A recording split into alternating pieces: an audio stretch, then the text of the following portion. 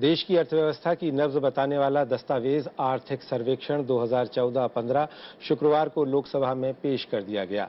वित्त मंत्री अरुण जेटली द्वारा पेश आर्थिक सर्वेक्षण में कहा गया है कि साल 2014-15 में विकास दर 5.4 से 5.9% के बीच रहने की उम्मीद है। आर्थिक सर्वे में विकास दर इस वर्ष यानी 2015-16 में 8% या उससे ज्यादा रहने का अनुमान भी लगाया गया है। आर्थिक सर्वेक्षण में जो तस्वीर पेश की गई है उसके मुताबिक 2013-14 में सरकारी घाटा 4.5% रहा, जो पिछले साल के मुकाबले कम है। साथ ही देश के बकाया भुगतान की हालत भी काफी सुधरी है और करंट अकाउंट डेफिसिट यानी चालू खाता घाटा 32.4 अरब डॉलर रहा, जो इससे पिछले वर्ष यानी 2012-13 में 88.2 अरब डॉलर था। इसके अलावा विदेशी मुद्रा भंडार में भी बढ़ोतरी हुई है। विदेशी मुद्रा का जो भंडार मार्च 2013 के आखिर में 292 अरब डॉलर था, वो मार्च 2014 में बढ़कर 304 अरब डॉलर से ज्यादा हो गया। देश देशांतर में आज यही विषय है हमारी चर्चा का, जिसमें हम जानने की कोशिश करेंगे कि सरकार द्वारा जारी आंकड़े देश की अर्थव्यवस्था की कैसी तस्वीर पेश करते हैं। इस चर्चा में मेरे साथ स्टूडियो में मौजूद हैं भारत सरकार में वरिष्ठ अधिकारी रहे एनसी सक्सेना साहब, आर्थिक मामलों के जानकार कमल नयन काबरा साहब, दिल्ली विश्वविद्यालय में अर्थशास्त्र के प्रोफेसर डॉक्टर आलोक पुराणिक और अर्थशास्त्री आमिरुल्लाह खां। आप सभी का स्वागत है। एनसी सक्सेना साहब, मैं शुरुआत आपसे करना चाहूंगा। आपका भारत सरकार में एक लंबा तजर्बा रहा है, योजना आयोग में भी आप रहे हैं। आज जो वित्त मंत्री ने ये देश का आर्थिक सर्वेक्षण पेश किया है, आप इसे किस रूप में देखते हैं? देखिए, मेरे विचार से जो कल बजट पेश होगा और आज का जो आर्थिक समीक्षा है, ये एक दूसरे के पूरक हैं। मतलब ये है कि शासन के जो गोल्स हैं, जो हमने अनाउंस किए हुए हैं, उनके जो नॉन मॉनेटरी एस्पेक्ट्स हैं, उनमें क्या होना चाहिए, क्या हमारी नीति होना चाहिए और कैसे हम उन गोल्स को पूरा करेंगे, अभी तक उसमें क्या हुआ है, उसका विश्लेषण हो और साथ ही साथ पॉलिसी की ऑप्शंस दिए जाएं और फिर देखा जाए इसमें कौन सी पॉलिसी अपनाना चाहिए। अब आप मोटी बात देखिए कि हमारे सरकार ने घोषणा की हुई है कि रोजगार बढ़ाए जाएंगे। ये सबको मालूम है कि पिछला दशक 2000 से लेकर 2012 तक, इन 12 वर्षों में इसको जॉबलेस ग्रोथ कहा गया है। तो इसकी एनालिसिस होना चाहिए कि अगर भाई 8% ग्रोथ पर भी जॉबलेस ग्रोथ रही है, तो हम किस प्रकार से एम्प्लॉयमेंट क्रिएट करेंगे। मैं आऊंगा आपके पास, मैं एक ही मिनट लूंगा इसमें कि इसका मुख्य कारण जो है वो ये है कि जॉब्स क्रिएट हुई, लेकिन उतनी जॉब्स महिलाओं से ले ली गई, उसके एनालिसिस में बिल्कुल नहीं की गई। मैं आऊंगा आपके पास विस्तार से इसके बारे में चर्चा करने के लिए, लेकिन कमल नयन काबरा साहब, आप किस रूप में देख रहे हैं? आर्थिक समीक्षा क्या संकेत दे रही है? देखिए, आपने जैसा कहा ये नब्ज बताती है, पर नब्ज से टेम्परेचर का पता चलता है, ये पूरे स्वास्थ्य की हालत नहीं बता पाती है। और हमने ये देखा कि कई तात्कालिक कारणों से टेम्परेचर कंट्रोल होता है। तो अभी एक मैं छोटा सा आंकड़ा दूंगा, जो सारी सोच इसमें जो है उसको होता है। आप 1950-51 से लेकर 2012 तक 13 तक देखेंगे तो चालू कीमतों पर राष्ट्रीय आमदनी में लगभग 930 गुना से ज्यादा वृद्धि हुई है, 930 गुना। पर उसको आप जब स्थायी कीमतों पर, अपरिवर्तित कीमतों पर देखेंगे तो वो 25 गुना से ज्यादा है। इसका मतलब 50 गुना से ज्यादा कीमतें बढ़ी है। अर्थात जैसे आप जॉबलेस बात की, जो सक्सेना साहब बात कर रहे थे, ये इन्फ्लेशन बढ़ाने वाली, लोगों की जेब में से पास करने वाली है। और जैसे इस सर्वे में कहा गया है, ये आंसू पोंछने वाली है, आंसू आना रोकने वाली नहीं है। और उस हालत को रोकने के लिए जरूरी है कि आप जिन लोगों को इसका नेता बता रहे हैं, उन लोगों की मुनाफे की कम की बात कर रहे हैं। अभी देश में आंकड़े आए हैं कि 50% संपत्ति 1% से कम लोगों के पास में है। मैं आता हूं आपके पास में। डॉक्टर आलोक पुराणिक, आप इसे किस रूप में देख रहे हैं? आर्थिक समीक्षा, सरकार ने कहा है कि बहुत अच्छी बातें कही गई हैं कि साहब इसके साथ महंगाई में कमी आई है, विकास दर भी बढ़ी है और आगे आने वाले दिनों में बढ़ने वाली है। साथ ही ये है कि इस खबर से शेयर बाजार में फौरी तौर पर उछाल आया मुंबई में। तो आप क्या देखते हैं? एक तो अगर आप इकोनॉमिक सर्वे के दोनों वॉल्यूम देखें तो कुछ मोटी बात साफ ही होती है। सरकार ने इस इकोनॉमिक सर्वे में बता दिया है कि सब्सिडी का जो चक्कर चल रहा है, जो गरीबों के नाम पे दिया जा रहा है, वो गरीबों तक पहुंच नहीं रहा। सर्वे में आंकड़ा दिया है कि पीडीएस राशन की दुकान का करीब 50% से ज्यादा राशन गरीबों तक नहीं पहुंचता। गरीबों का चावल 15% बीच से लीकेज हो जाता है। तो सरकार इस सर्वे के जरिए कहना चाह रही है कि जो सब्सिडी का एक वेस्टेज हो रहा है उसको शायद कल के बजट में वो कहीं कंट्रोल करना चाहें। दूसरा, रोजगार को लेकर चिंता है। सरकार का आंकड़ा बताता है कि 2001 से 2011 के बीच जो फोर्स आई है, लेबर फोर्स आई है, उसमें तो काफी 2.23% की बढ़ोतरी हुई है, जबकि रोजगार अवसर खाली 1.4% बढ़े हैं। तो मुझे लगता है कि ये दो चीजें करने वाले के संकेत मुझे मिलते हैं। नंबर एक की सब्सिडी में कहीं ना कहीं हमें कल कटौती देखने को मिल सकती है, उसका एक रैशनलाइजेशन लॉजिक आज है।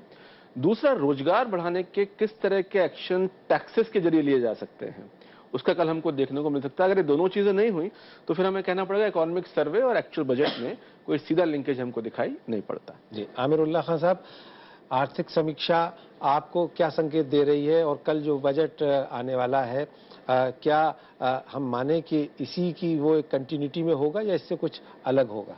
कुछ बुनियाद तो बना रही सर्वे की इस गवर्नमेंट की हमें ये बताना चाह रही कि वो आगे क्या करना चाह रहे हैं। जैसे साफ जाहिर है कि एक प्रेशर डालना चाह रहे हैं कि इंटरेस्ट रेट घटें, तो मॉनेटरी सिचुएशन पे काफी कहा गया है और ये आर्ग्यूमेंट दिया गया है कि कैसे इंटरेस्ट रेट के कम करने से मैन्युफैक्चरिंग सेक्टर बढ़ेगा, और बढ़ रहा है। ये कहा है इकोनॉमिक सर्वे ने, लेकिन कैसे बढ़ा ये बताया नहीं। ये बड़ी ताज्जुब की बात है कि सर्वे में कुछ ऐसी ताज्जुब खेज बातें हैं जो समझ में नहीं आ रही कि कैसे आई, और हालांकि 2 वॉल्यूम का सर्वे है, उसने समझाया जैसे मैन्युफैक्चरिंग ग्रोथ सडनली बढ़ गई, कैसे बढ़ी।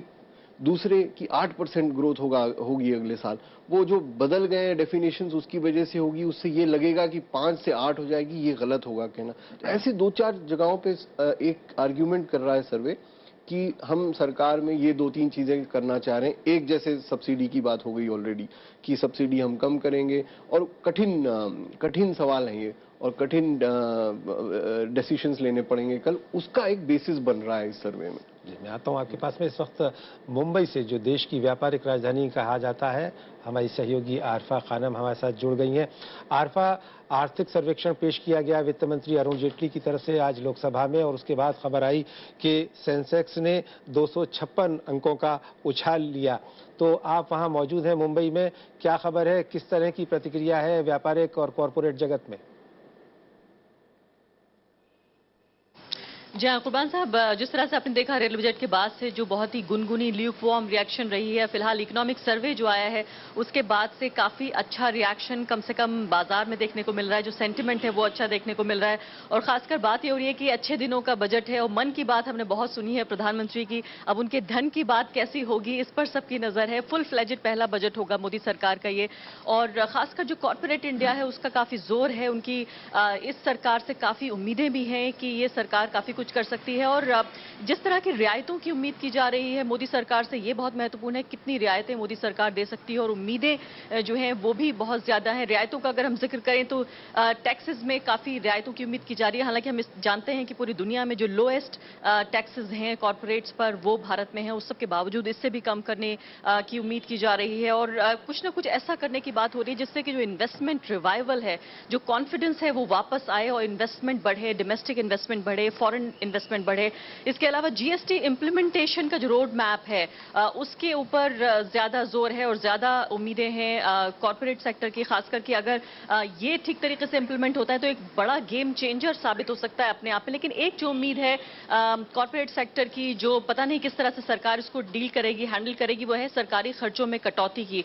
और साफ तौर पर आप जानते हैं कि जो फिस्कल डेफिसिट है उसको कम करने की बार बार जोर दे रहा है कॉर्पोरेट, लेकिन उस सब के बावजूद हम जानते हैं कि राजनीतिक जो मजबूरियां हैं सरकार की, वो किस हद तक एक जो बैलेंसिंग एक्ट है वो कितना कर पाएगी सरकार, ये महत्वपूर्ण है। और दूसरी इंपॉर्टेंट बात ये भी है कि आपको पता होगा कि इंफ्रास्ट्रक्चर को लेकर भी बार बार हमने पीएम मोदी को बोलते हुए देखा है। आज भी पार्लियामेंट में जब वो बोल रहे थे तब इंफ्रास्ट्रक्चर पर वो जो टिप्स दे रहे थे वो भी महत्वपूर्ण है कि किस तरह से रोड्स बनाने को लेकर पिछली वाजपेयी सरकार जो एनडीए की सरकार रही उसका भी खासा जोर रहा था रोड्स बनाने को लेकर, स्मार्ट सिटीज को बनाने को लेकर। मैन्युफैक्चरिंग सेक्टर में अगर हम देखें तो वहां पर भी जो मेक इन इंडिया प्रोग्राम हैं। यहाँ उम्मीद ये कर रहा है कॉर्पोरेट के बड़े बड़े जो हैं उनको प्रोजेक्ट्स उसमें मिल सकते हैं और पूरा जो एक फ्लो होगा उससे कहीं ना कहीं कॉर्पोरेट्स को एक बड़ा फायदा मिल सकता है। तो एक तरफ रियायतों की उम्मीद, दूसरी तरफ तोहफों की उम्मीद, दोनों कॉर्पोरेट इंडिया कर रहा है। जी, बहुत बहुत शुक्रिया आरफा खानम शेरवानी मुंबई से इस जानकारी के लिए और हमारे साथ जुड़ने के लिए। एनसी सक्सेना साहब, अभी आपने सुना आरफा बता रही थी कि कॉर्पोरेट जगत में काफ़ी उम्मीद है और काफ़ी उम्मीद भरी निगाहों से वो देख रहा है कि कल वित्त मंत्री उसे क्या परोसने वाले हैं। 4-5 चीज़ें जो इस आर्थिक सर्वेक्षण के बारे में कही जा रही हैं और जिसे कुछ अर्थशास्त्री देश के एक बहुत ही सकारात्मक कदम के तौर पर देख रहे हैं, वो ये कि महंगाई घटी है, अगले वर्ष विकास दर 8% या बल्कि कुछ लोग तो कह रहे हैं कि शायद डबल डिजिट में चला जाए, 10 से ऊपर भी हो सकता है। इसके अलावा कुछ चिंताएं भी हैं, जैसे जो कृषि विकास का लक्ष्य है उसके बारे में कहा गया है कि वो 4% कम रह सकता है और जाहिर है कि देश की अर्थव्यवस्था पूरी तरह से कृषि पर निर्भर करती है, काफ़ी बड़ा हिस्सा। इसके अलावा जो वित्तीय घाटा कम करने की चुनौती है वो अपनी जगह बनी हुई है और बैंकिंग सेक्टर के लिए लोग कह रहे हैं कि साहब इंटरेस्ट रेट कम नहीं हुए हैं, तो उसकी भी अपनी एक चिंताएं हैं। इस सब के बीच में आप एक बार फिर इस आर्थिक समीक्षा को किस रूप में देखिए, एक ऐसा लॉजिकल प्रिडिक्शन करना तो बड़ा आसान है कि हमारी ग्रोथ रेट 8% 10% हो जाएगी, लेकिन कैसे होगी, हम क्या उपाय करें जिससे कि मैन्युफैक्चरिंग बढ़े, जिससे गवर्नेंस ठीक हो, इसके बारे में कुछ भी जिक्र नहीं है। अब मैं उदाहरण दूं आपको कि मैन्युफैक्चरिंग के लिए लैंड चाहिए। अगर आप देखें लैंड लॉस को स्टडी करें तो किसान अपनी जमीन में उद्योग नहीं लगा सकता। किसान अगर चाहे कि अपनी जमीन किसी को बेचना चाहे जो नॉन एग्रीकल्चरिस्ट है, नहीं बेच सकता। अमिताभ बच्चन खरीदना चाहते थे बंबई में जमीन, उन्हें दिखाना पड़ा कि हम उन्नाव में किसान है। या दिल्ली का किसान अगर 1 एकड़ 2 एकड़ जमीन है तो अपनी जमीन को बेच नहीं सकता। तो इस प्रकार के जब तक लॉस खत्म नहीं किए जाएंगे, लैंड एक्विजिशन को भूल जाइए, वो अलग बात है। लेकिन अपनी ही जमीन को जो विलिंग ट्रांजैक्शन बायर और सेलर के बीच में है, उसके बारे में। दूसरी बात मैं कहूँ गवर्नेंस के बारे में, शासन का बड़ा भारी बहुत अच्छा एक स्लोगन है कि मैक्सिमाइज गवर्नेंस। लेकिन गवर्नेंस के रास्ते में जो रुकावटें आ रही हैं, चाहे वो फंड फ्लो की हो, चाहे वो जो है ब्यूरोक्रेसी के टेन्योर स्टेट गवर्नमेंट ने बहुत कम है इसके हो, चाहे हम आउटकम्स को मेजर ना करते हो, बहुत सारी ऐसी रुकावटें हैं जिसके बारे में इसमें कोई जिक्र ही नहीं किया गया है। तो हमें जब तक हम रास्ता नहीं दिखाएंगे, इकोनॉमिक सर्वे का काम कोई प्रेडिक्शन करना नहीं है। इकोनॉमिक सर्वे का काम है कि हम आगे का रास्ता बताएं कि जो रुकावटें आ रही हैं वो कैसे दूर की जाएंगी, उसके बारे में कोई भी जिक्र नहीं है। सक्सेना साहब कह रहे हैं कि रास्ता नहीं दिखाया गया है, हालात बताए गए हैं और हालात कुछ बहुत अच्छे बताए गए हैं, खराबियों के बारे में बहुत कम जिक्र किया गया है। तो क्या ये जानबूझकर किया गया? देखिए, जो भी हम सैद्धांतिक स्तर पर बताएं कि इसका मकसद ये होता है, एक राजनीतिक दस्तावेज है, उसका एक बहुत बड़ा मकसद होता है सरकार की एक सकारात्मक छवि को पैदा की जाए। तो इसमें जैसे कैसे तथ्यों को तोड़ मरोड़ के पेश किया जाता है। एक टेबल दी गई है जहां पर सब्सिडीज दिखाई गई है। उस सब्सिडीज में उन्होंने दिखाया है कि करीब 4.3% के करीब राष्ट्रीय आय की ये गरीब लोगों को उनको चली जाती है। इसी सर्वे में जब ये बजट पेश किया जाएगा, रिसीट बजट दिखाएगा कि पिछले साल करीब 5.5 लाख करोड़ रुपए उद्योगों को दिए गए थे, अलग अलग जो कानून बने हुए हैं उनमें छूट देकर के, वो जो खुद क्लेम करते हैं उनको मांगने खरीद करके नहीं जाना पड़ता है। दूसरी तरफ इसी में दिखाया गया है कि किसानों को, गन्ना किसानों को सहायता दी गई है करीब 33,000 करोड़ रुपए की, जो मिलों के जरिए दी गई है। मिलों के जरिए उनको पैसा उनके बेचने वाले गन्ने तक का तो नहीं मिल पाता है, ये कैसे मिलेगा? तो सीधा है कि अर्थव्यवस्था का नेतृत्व 1.5-2% जनता के जो हिस्से है कॉर्पोरेट्स, जिनका कहा गया कि मुनाफा घट रहा है, 31% तो शेयर बाजार के भाव बढ़ गए हैं 3 महीने में। किसका मुनाफा बढ़ा है? उनको जो आमदनी होती है वो उनके चालू कीमतों पर होती है। मैंने भी आंकड़ा दिया था चालू कीमतों में, उनकी चालू कीमतों पर होती है। आम आदमी को जो पैसा मिलता है उसको वो खर्च करता है, वो अस्थायी कीमतों के आधार पर मिलता है। तो आप ये देखेंगे कि जो रुपया 1950-51 में 1 रुपये की, उसकी आज कीमत रियल टर्म से 2 पैसे रह गई है। तो इसमें कैसे आम आदमी का भला होगा, कैसे आंसू रुकेंगे, उससे मुझे बताइए। आलोक पुराणी एक बात कहना चाहूंगा कि बहुत संक्षेप में कि एक ही सुझाव इसमें है कि कैश ट्रांसफर किया जाए, लेकिन अगर किसान से आप 50 मिलियन टन खरीदते हैं तो उसको क्या बंगाल की खाड़ी में फेंक दें? अगर हम किसान को पीडीएस को बजाय कैश ट्रांसफर करेंगे तो ये तो बताइए महोदय कि ये 50 मिलियन टन जो खरीद रहे हैं किसान से, इसका हम क्या करें? जी आलोक पुराणिक साहब, इस सरकार के सामने पिछले साल जब बीजेपी सत्ता में आई थी और एनडीए की सरकार बनी थी तो ये आशंका व्यक्त की जा रही थी कि वित्तीय घाटा और ये जो विकास दर है ये इसके लिए सबसे बड़ी चुनौती होगी, क्योंकि पिछले 10 साल से हम ये देखते आ रहे हैं। और तीसरी चीज थी कि विदेशी मुद्रा का भंडार। इत्तेफाक से इस सरकार के लिए सारी चीजें इस दिशा में सकारात्मक होती हुई दिख रही हैं। पिछले 9 महीने का जो ये ब्यौरा है वो हमें यही बताता है। वैसे में क्या इसके साथ, क्योंकि हमने अभी रेल बजट देखा, कल रेल बजट में किराया नहीं बढ़ाया गया, माल भाड़ा नहीं बढ़ाया गया, लेकिन साथ ही कुछ यात्रियों को नया नहीं दिया गया, जबकि उम्मीद ये की जा रही थी कि साहब अंतर्राष्ट्रीय बाजार में तेल के दाम कम है तो शायद कुछ राहत मिलेगी। अब इसके बाद हम क्या उम्मीद करें कि कल कुछ राहत आम जनता को मिल पाएगी? अच्छे दिन आ पाएंगे? सीधी सी बात यह है कि मोदी जी का अगर पूरा पॉलिटिकल कैंपेन देखें तो 2 बातों पर टिका हुआ था कि अच्छे दिन आने वाले हैं। अच्छे दिन 2 तरीके से आते हैं जी। या तो आज की तारीख की जो मिनिमम हमारी नेसेसिटी है, रोटी कपड़ा और मोबाइल, ये या तो सस्ते हों और कम से कम महंगे तो ना हो, तो कल वो देखें। दूसरा है कि रोजगार का मसला इतना बड़ा मसला है कि आप सब कुछ सस्ता कर दीजिए, मुफ्त भी कर दीजिए, लेकिन अगर रोजगार का सीन क्रिएट नहीं हो रहा तो अल्टीमेटली बहुत लंबे टाइम तक मुफ्तखोरी नहीं चल सकती। उसमें मुझे लगता है कि अब डिबेट का सवाल ये आ गया है कि हो ये रहा है कि सारे नए प्रोजेक्ट्स और सारी चीजें हम देखते हैं कि वेस्टर्न पार्ट में जा रही हैं। अभी हर व्यक्ति को अच्छी कंपनी में नौकरी चाहिए, अच्छे प्लांट के लिए जमीन नहीं है, तो वो जमीन कहां से आने वाली है? उसमें किस तरह के टैक्स इंसेंटिव दिए जाने वाले हैं? तो मुझे लगता है कल एक बड़ा मेजर उम्मीद हमें करनी चाहिए कि टैक्स स्ट्रक्चर के जरिए हमको ये बताया जाए कि भाई रोजगार आ कहां से रहे हैं। अगर मान लीजिए इंडिया में फैक्ट्री बनेंगी, मैं याद करता हूं कुछ वक्त पहले बड़े जोर से बात की जा रही थी कि इंडिया छोटी कारों का पूरा वर्ल्ड का हब होगा जी। अब सवाल ये है कि वो हब की दिशा में कितना आगे गए। तो क्या हम कारों पे एक्साइज कम करेंगे तो पूरे वर्ल्ड के प्रोड्यूसर्स यहाँ के बनाने लगे? तो एक टैक्स के जरिए एक मैसेज कल दिया जाना चाहिए कि अच्छे दिनों की दिशा में हम कहां तक बढ़ रहे हैं। आप अभी थोड़ी देर पहले बात हो रही थी, कह रहे थे कि 10 लाख नौकरियां प्रति माह चाहिए। जी 10 लाख लोग हर महीने उसमें आते हैं। और उसमें सबसे बड़ी बात देखने की ये भी है कि जो 10 लाख लोग आ रहे हैं वो सारे के सारे उतने पढ़े लिखे नहीं है, कोई कॉल सेंटर में आप एम्प्लॉय कर सकें। मतलब इस देश का बड़ा अद्भुत मामला है कि जो सबसे कम कंट्रीब्यूट करता है कृषि क्षेत्र जीडीपी में 17% के आसपास, 14% के आसपास, सबसे ज्यादा रोजगार वही दे रहा है 50% के आसपास। और जो सेवा क्षेत्र है जो 57% कंट्रीब्यूट करता है जीडीपी का, वहां सिर्फ 27% लोगों को मिला हुआ है। तो ऐसा मॉडल विकसित करना पड़ेगा। जो लोग अंग्रेजी नहीं बोल सकते, जो लोग आईटीआई पास भी नहीं है, उनको मैन्युफैक्चरिंग में एम्प्लॉय किया जा सकता है। लेकिन वो कैसे होना है?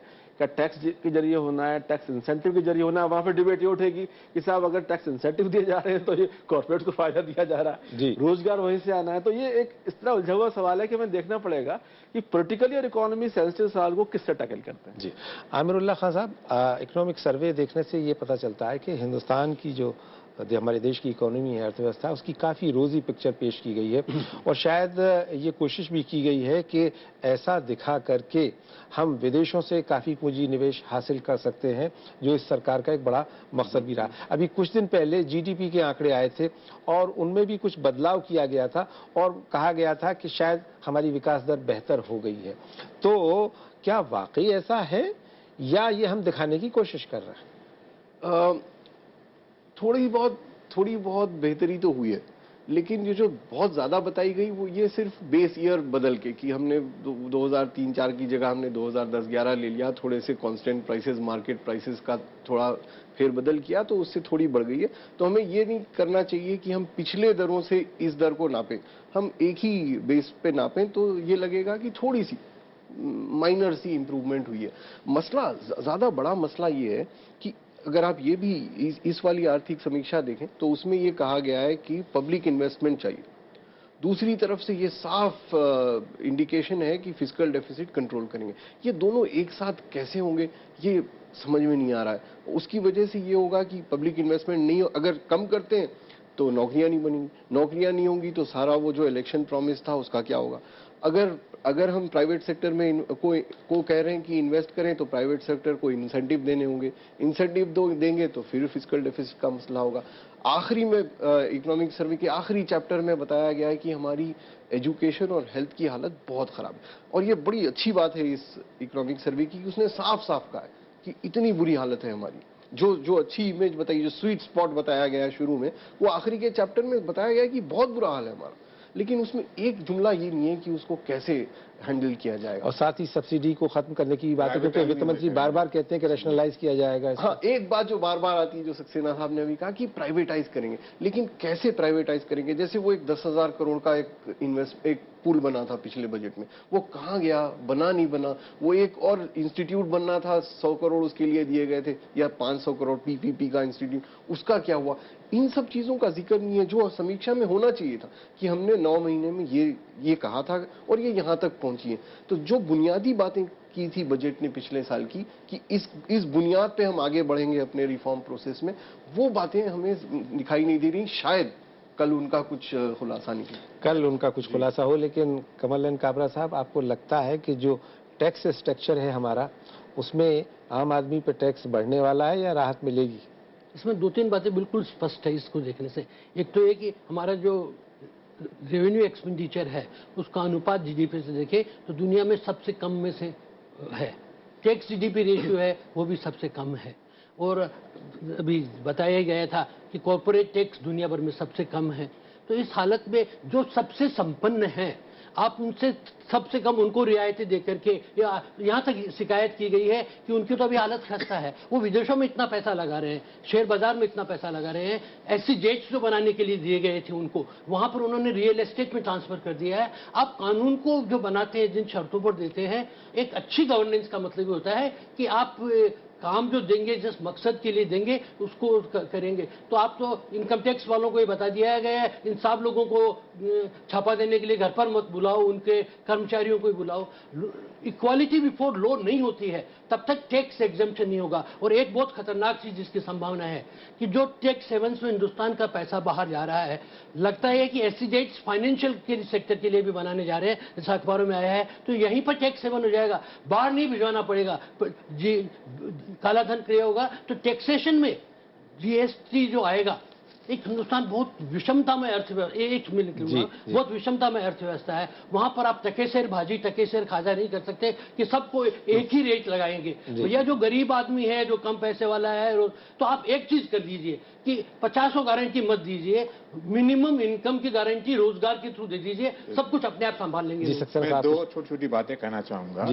एक तो ये है कि हमारे देश में इंटर रीजनल डिस्पैरिटीज बढ़ती चली जा रही है ना। आप देखेंगे कि पहले, आज से 20 साल पहले, रिचेस्ट और पुअरेस्ट स्टेट के बीच में 3:1 का रेशियो था, जो अब 7:1 का हो गया है। दुर्भाग्यवश फाइनेंस कमीशन ने भी उत्तर प्रदेश और बिहार का शेयर जो है वो और घटा दिया है। पहले 22% पॉवर्टी में शेयर है, 13 फाइनेंस कमीशन ने 20% दिया, इन्होंने घटाकर 18% कर दिया यूपी का। दूसरी बात यह है कि जो मार्जिनलाइज्ड पीपल हैं, जिनको कि मार्केट फोर्सेस से फायदा नहीं होता, चाहे वो अर्बन माइग्रेंट्स हों, चाहे वो ट्राइबल्स हों, चाहे वो महिलाएं हों, उनके बारे में क्या जो है क्या होगा, कैसे उनको वहां तक हम विकास को ले जाएंगे, उसके बारे में कोई बात नहीं। आलोक पुराणिक साहब, आपकी आखिरी टिप्पणी कि इस आर्थिक समीक्षा के बाद किस तरह के बजट की उम्मीद करें? तो मैं जो उम्मीद कर रहा हूं, कल एक तो जो खाद्य सब्सिडी है उसमें कुछ कमी का प्रस्ताव, बैंकिंग को लेकर कुछ गंभीर चीजें हो सकती हैं, बैंकिंग को लेकर महत्वपूर्ण घोषणाएं करने का हालांकि मंच बजट नहीं है, लेकिन कुछ उसमें सर्व को देकर लगता है। तीसरा, कि कुछ मैन्युफैक्चरिंग सेक्टर की इंडस्ट्रीज को टैक्स कंसेशन मिलने वाला है, जिससे पूरे दुनिया भर के प्रोड्यूसर्स, मैन्युफैक्चरर को यहाँ के इन्वाइट किया जाए और मेक इन इंडिया और रोजगार सृजन के नाम पे। तो मतलब मैन्युफैक्चरिंग की कुछ इंडस्ट्रीज को कल इससे बेनिफिट होने वाला है। और बाकी फिर इसका एनालिसिस, कितने रोजगार हुए, कितने प्लांट आए, कितना इन्वेस्टमेंट आया, ये फिर हम अगले साल इसी दिन के आसपास डिस्कस उसके लिए अभी हमें अगले 10-12 घंटे इंतजार करना पड़ेगा। बहुत बहुत शुक्रिया आलोक पुराणिक साहब, आमिरुल्लाह खां साहब, कमल नयन काबरा साहब और एनसी सक्सेना साहब मेरे साथ इस चर्चा में जुड़ने के लिए। उम्मीद की जानी चाहिए कि वित्त मंत्री अरुण जेटली जब 2015-2016 का आम बजट पेश करेंगे तो देश को कुछ राहतों का पिटारा देंगे, कुछ राहतें देंगे, जिससे आम आदमी वाकई ये महसूस कर सके कि वो इस दुनिया में, इस देश में ठीक ढंग से रह सकता है। शिक्षा, स्वास्थ्य, पानी, बिजली ये कुछ उसे सस्ती मिले, ऐसी उम्मीद वो करता है। देश देशांतर में मेरे साथ इतना ही। नमस्कार।